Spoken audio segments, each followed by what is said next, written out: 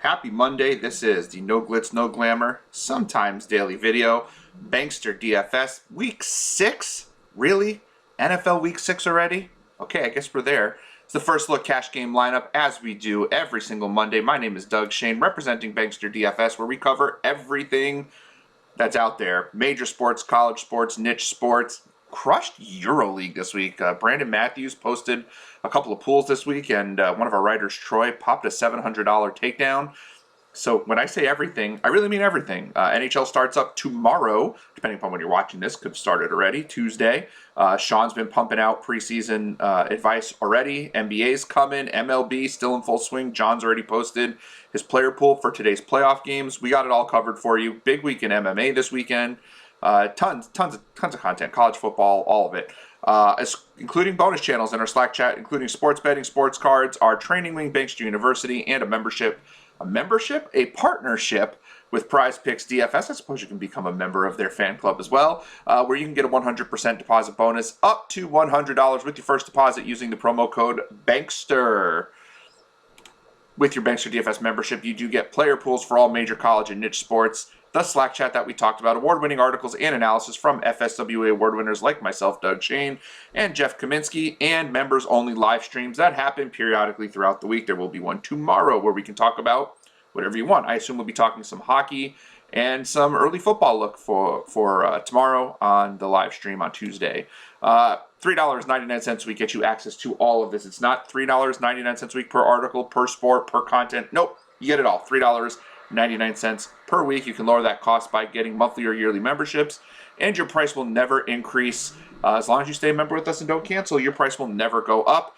BanksterDFS.com, everything, all sports, all content, no hidden fees. If you have any questions, contact me at Bankster17 on Twitter, and you can head right over to BanksterDFS.com/subscribe to sign up today for your membership. And if you would like to get more NFL free live streaming content Sunday mornings on our YouTube page, myself and Michael Gudadero take you up until noon, 1 hour and 30 minutes of NFL analysis, NFL live before lock, looking at your cash games, your GPPs, inactives, pivots. We're taking a ton of questions. Had a great stream this past weekend.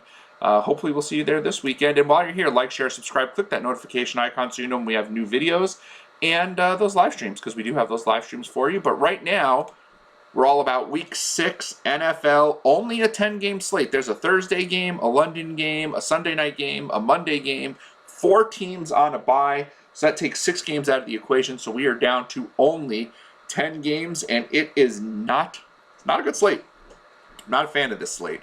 Just not a lot going on where there's just prime spots, marquee matchups. This could be a week where you play lighter in cash, heavier in tournaments. We're going to talk about cash and tournaments in a video I'm going to put together tonight or tomorrow. I've had some thoughts on that.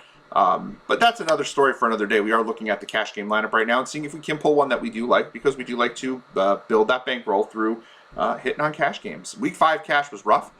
You had to be perfect. Our cash lineup had the highest rostered quarterback, 3 highest rostered running backs, 2 of the 3 highest rostered receivers, the highest rostered tight end, and the highest roster defense. So we nailed all the chalk, but that one receiver, we had Keenan Allen, and the number 3 wide receiver was CeeDee Lamb, and that was the difference between cashing and not. You had to be perfect this week, which again, we'll talk about my video. We'll talk about that in the video that I'll put together on cash versus tournament play, later on today or tomorrow. Looking at the cash, Mahomes is Mahomes, but at $8,300, he's not done a ton to justify that price point this year, but Washington gives up a ton of points to opposing quarterbacks. They've looked terrible on the back end. Everyone expected Washington to be far better than they are this year, and right now they're not.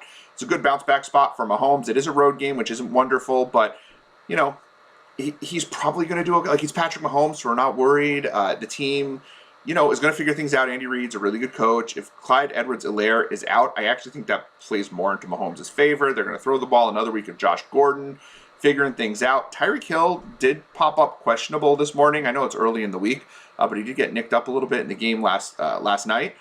You have to look more into that. If he's out, that actually opens up a number of receiving options as a value option for tournaments, and of course Kelsey becomes a better play in that part.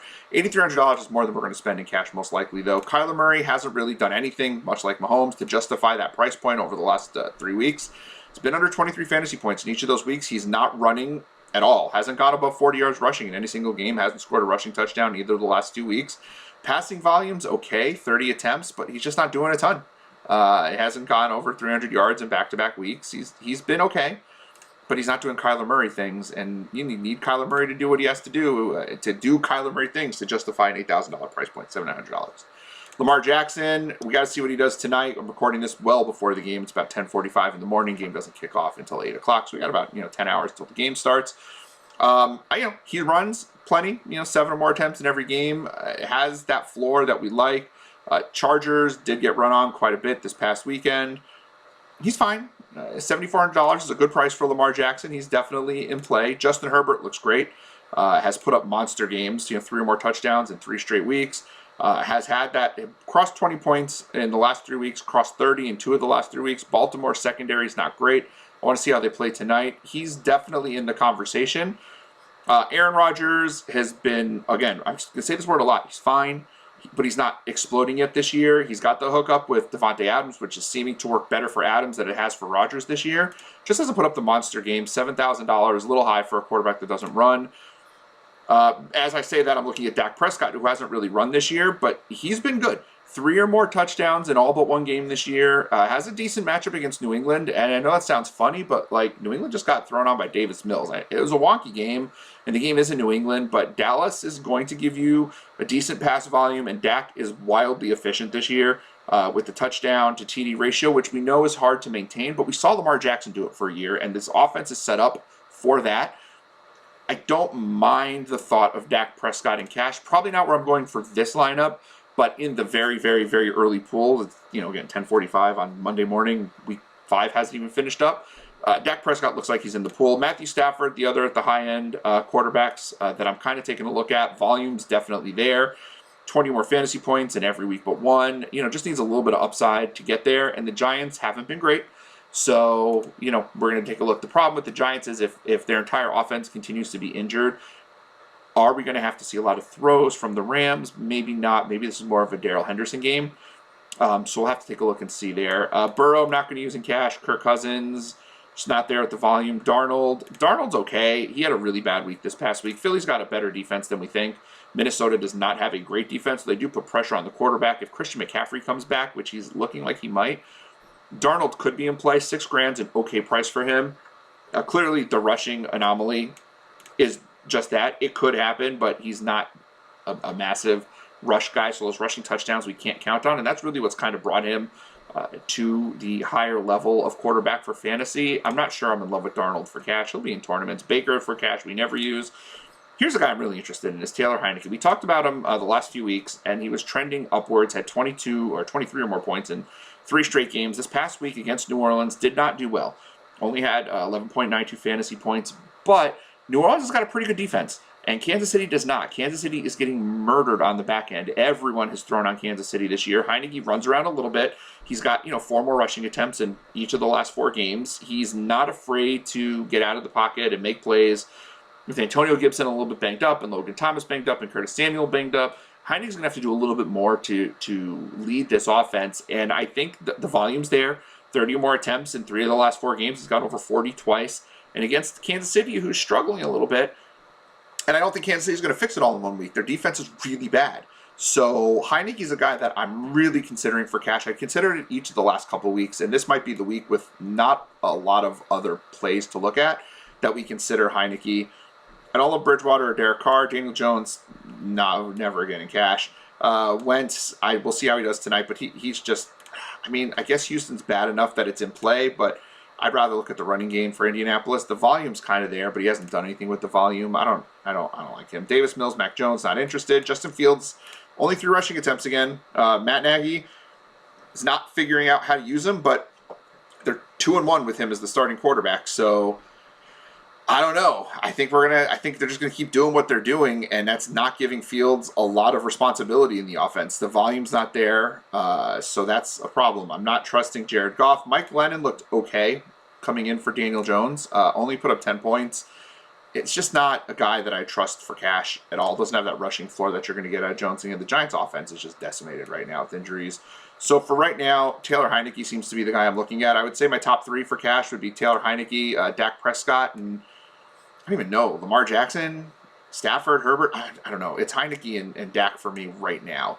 Running back, also equally as weird as quarterback. McCaffrey should come back from his injury this week, but do we trust him to get a full workload? I don't know. If he does, he's fine. He's priced really well for McCaffrey. Like, if he's deemed healthy, $8,800 is way too cheap for McCaffrey. So he'll be in the lineup if he's playing, but we have to see. Austin Eckler has just been an absolute beast. He's had 5 or more targets in each of the last 4 games. The rushing volume is kind of there, and he is scoring touchdowns. What's he got? 2, 3, 4, 5, 6 touchdowns in the last 3 weeks. Over 22 fantasy points in all but 1 game this year. Like, Eckler has been rock solid. Right now, without knowing the status of McCaffrey, Eckler is the safe guy, and so I think we're going to throw him in that lineup. Dalvin Cook, I don't think will play this week. They're on a bye the week after in week 7, so why not give Dalvin Cook an extra week to rest and just let Alexander Mattison take over the rushing job for another week. Mattison has looked fine, aside from the fumble that almost cost them the game, but he's been fine, fumbling aside. So I don't think we can trust Cook even if he does play, though the price is great if he's 100% healthy. Carolina's not a great matchup, but $7,700 for Cook. We have to consider Aaron Jones. I'll never use in cash. He just is too up and down, especially with A.J. Dillon getting a ton of work this week. Nick Chubb, same thing. Too much Kareem Hunt. Zeke didn't get priced up much from last week, and he's popping those 20-point weeks, 26, 23, 28. Not a ton of work in the passing game, but boy, is he getting used inside the 5. He's getting a ton of carries. I really like Zeke at his price. It's still way too cheap for Zeke. He's definitely in consideration for cash. Not going to use him right now for this lineup, I don't think. But Zeke is definitely in the cash pool, particularly if McCaffrey's out. He's $1,700 cheaper. He's definitely someone we can consider at that price point. I want to see how Barkley's probably not going to play. I want to see how Jonathan Taylor looks tonight against Baltimore, but Houston clearly not great against the run. And if Taylor continues to get 16 to 20 carries and 3 to 4 targets, he's he has the most goal inside the 5 carries in the league, and he hasn't played yet this week. So that tells me that they're not running away from him, and he is their goal line back. And touchdowns are king still. I mean, we know we love volume, but you want touchdowns, and Indy should be a home favorite. With the guy who gets the inside the 5 carries and hopefully enough passing game work to make him matter. Jonathan Taylor makes a lot of sense in cash this week, assuming things go well tonight in the game. Gibson just doesn't get enough passing game work.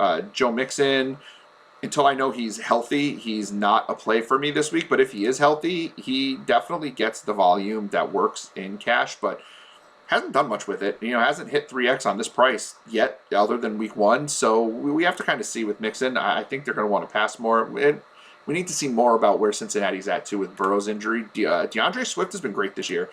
He's got the passing game work. Got a little Kamara in him in terms of the way they're using him. They're using Jamal Williams like Latavius Murray and DeAndre Swift like Alvin Kamara was.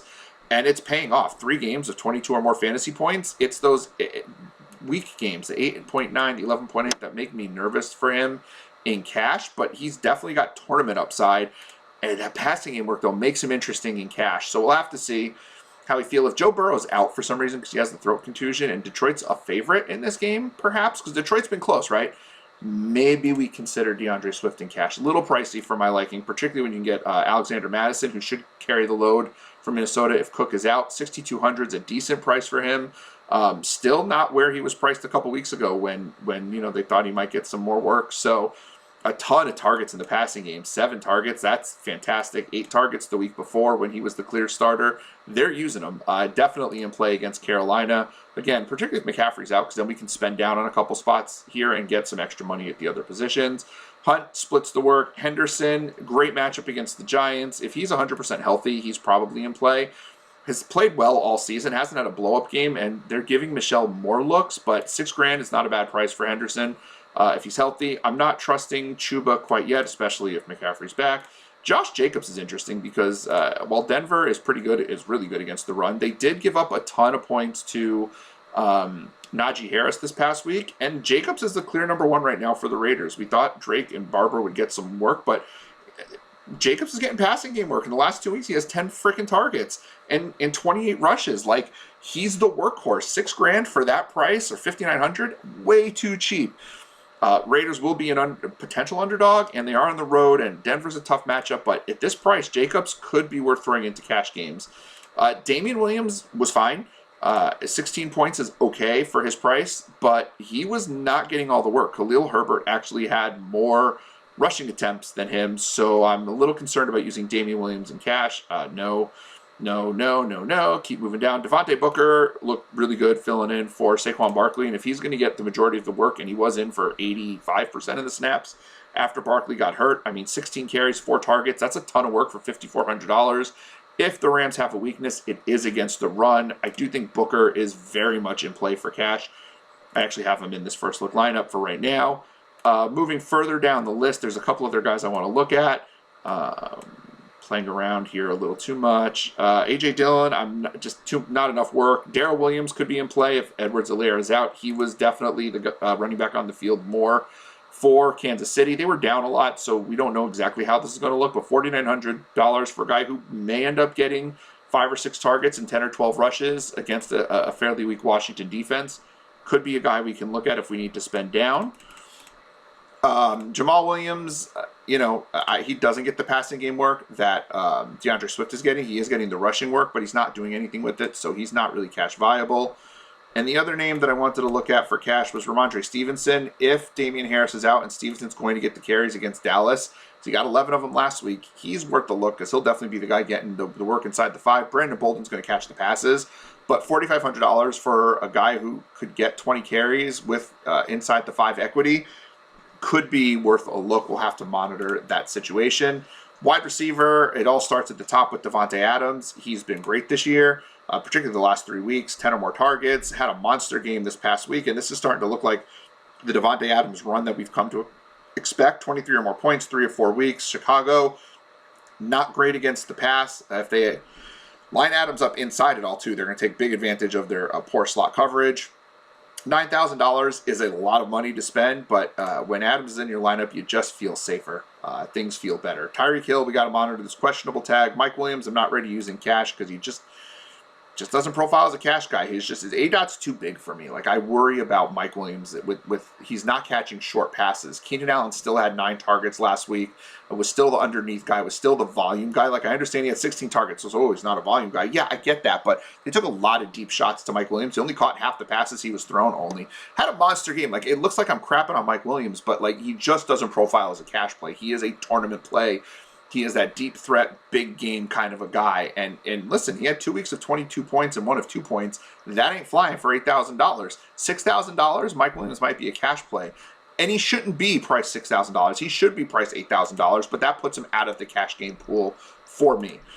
Same thing with Justin Jefferson. He's got a nice amount of volume, but to me, he's more of a downfield threat, and I just don't love using downfield threats as cash game plays. Davante Adams is a downfield threat, but he gets a lot of short, easily convertible passes as well. There's the big difference. Kupp is still priced too expensive, considering Robert Woods is starting to see more targets, as is they're taking deeper shots to Deshaun Jackson, and Van Jefferson's getting some more work.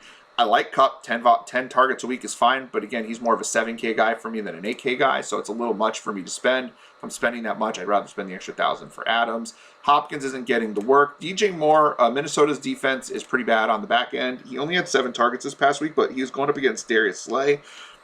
If Christian McCaffrey's out, I think DJ Moore is worth a look at $7,300. He's down a little bit. Terry McLaurin's a guy I love. I don't love stacking in cash, and I'm probably going back to Ricky Seals-Jones again at tight end. Spoiler alert. But boy, the volume's sure there for McLaurin. Didn't convert much, and he really has had a hard time these last couple weeks converting. But this past week, he was going up against Marshawn Lattimore, and this week he's going up against Kansas City, and they've got nobody. I think he's in for a bounce back. I'm just not sure we can afford $7K in cash unless we come off of Adams. Jamar Chase, similar to Mike Williams and Justin Jefferson, he's just a deep threat at this point. He's not getting a ton of short work. Volume is definitely there. Again, it's 10 targets, 9 targets has been great, but he's hit value on this price, barely a couple times, and then this week he had sort of a blow up. I just don't profile Jamar Chase as a cash play. He's a tournament guy for me.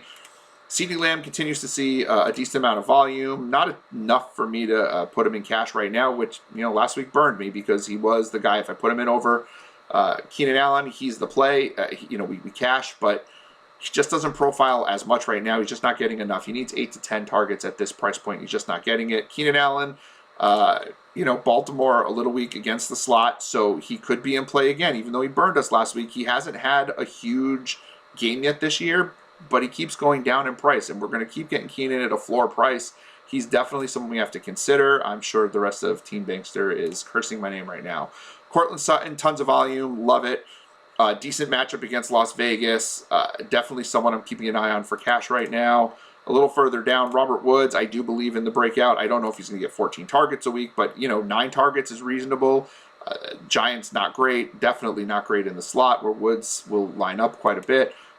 Definitely like the idea of Robert Woods and cash. Cooper, no. I want to see what Marquise Brown does tonight, but the guy's been just a man since the middle of last year. He's been a fairly solid cash play, a 20-point floor kind of a guy, 19, 20 points. It's going to work for $5,900. The Chargers did get thrown on this past week. It was a lot of the tight end, so maybe that plays better for Andrews, but they got burned deep by Njoku. It wasn't just a bunch of dink and dunk, and Brown can definitely go deep. Someone to look at for sure. Brandon Cook's volume should be fine. They were thrown to other receivers this week, but he's a volume guy. 7 or more targets in 4 or 5 games. Indy, pretty bad on the back end. We'll see how they play tonight, but Cooks is definitely in play. We got to see where the Giants receivers are at. This is way too cheap for Adam Thielen, but the Carolina secondary is legit.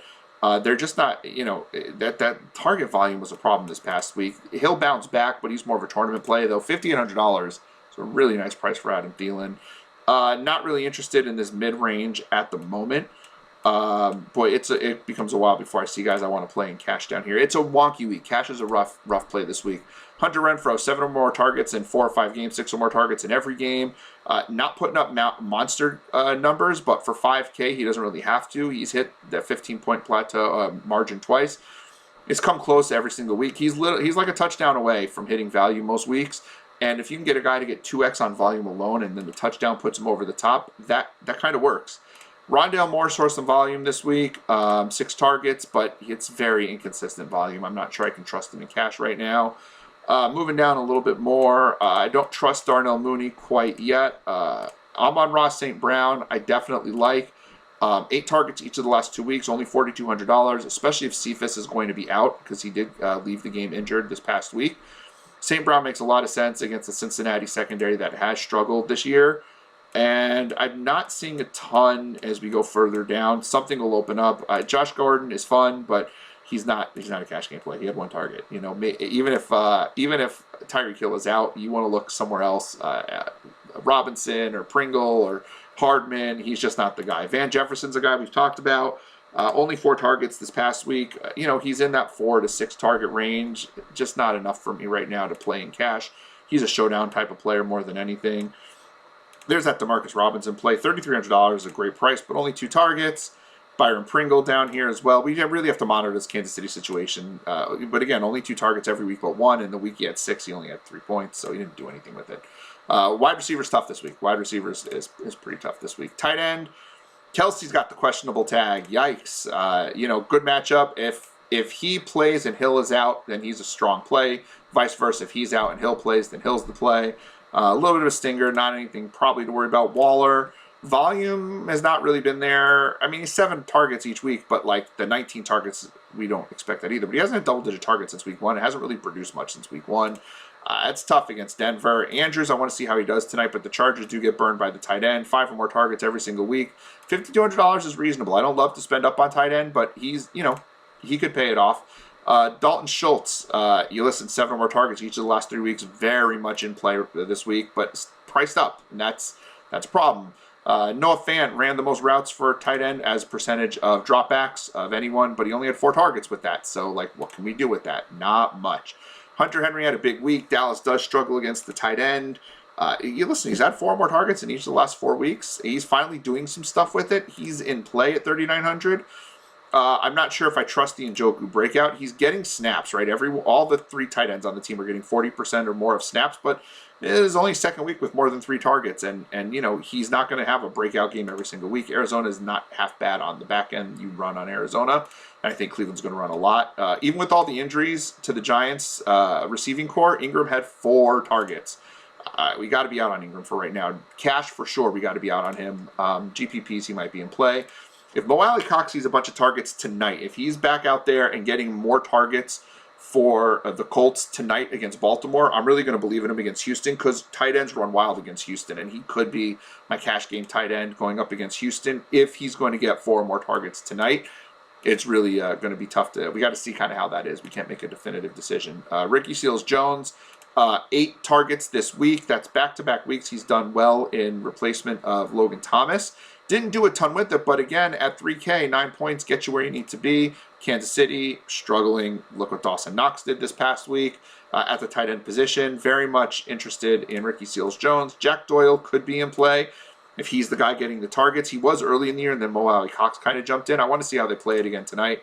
But if Doyle's out there running a ton of routes, he'll be the cash game tight end going up against, Houston, who struggles against the tight end. Austin Hooper, no targets this past week. So, we never know with the Cleveland tight ends. Tommy Time, I'm not ready to trust him yet, but he did have 4 targets this past week. I want to see him do it more before I'm really willing to commit to Tommy Tremble. Right now, I'm looking at Ricky Seals-Jones in cash, though I will most likely switch that to Cox if he ends up getting the play. Defense, we don't spend a ton of time this early in the week, but I will say that I'm looking at Carolina is in a good spot. Arizona's in a good spot. Ravens are just far too cheap, and I actually don't hate the Texans against the Colts. Carson Wentz just takes a ton of sacks. Like, he's not great, and the Texans have gone negative only once all year, and they've been at 3 or more points every week, 5 or more points 3 or 4 weeks. They do turn the ball over. For $2,200, for right now, I don't mind putting him in as a placeholder. You go up to Baltimore if you're not comfortable. So I got to fill out 2 wide receivers and a flex here for this lineup. I'm going to go with Amon-Ra St. Brown. At running back, I do like the volume with Josh Jacobs. I will tell you, the lineup I end up putting in here will not be the most warm and fuzzy comfortable lineup. $6,600. I'm left with CeeDee Lamb, Keenan Allen, Courtland Sutton, Robert Woods. We can throw Courtland Sutton in there right now. Keenan Allen works, except for using Eckler. Lamb, the volume again worries me. Let's put in Robert Woods for right now. That gives us an extra couple $100 to play with. Maybe I can upgrade at tight end at that point. If I feel comfortable with one of these tight ends, maybe we come up from Amon-Ra St. Brown. Maybe we come up at running back from Josh Jacobs to their $6,400 guy I like. Swift is in that mix. So there's some room to wiggle with this lineup right now. We do have some volume. We have a ton of volume at wide receiver, potentially. We should have some value running backs here with Jacobs and Booker that should get a bunch of work, maybe up to 20 touches. Eckler's been great. Heineke has a great matchup. Seals-Jones has the volume. We have to hear on Christian McCaffrey and what's going on with the Kansas City pass catchers. We have our punt defense. And there's our lineup. Heineke, Eckler, Booker, Adams, St. Brown, Woods, Seals-Jones, Jacobs, and the Texans. This lineup will not be what I put in on Sunday. This is just the first look. The importance of the first look, build your initial pool and work from there. That's where we can try to figure out where the roster percentages are going to be, where we need to pivot, and at least here we have an idea of what could work. If you're looking for more NFL, sports, and all sorts of content, BanksterDFS.com has you covered. We cover it all for just $3.99 per week. You can sign up for that. BanksterDFS.com/subscribe. You get the Slack chat. You get the live streams, the articles, the player pools, $3.99 per week. If you have questions, at Bankster17, like, share, subscribe. Click the notification icon. Thank you for spending your Monday morning with me as we take a look at our Week 6 NFL cash game lineups. My name has been and will continue to be Doug Shane. I look forward to seeing you in the future. BanksterDFS.com.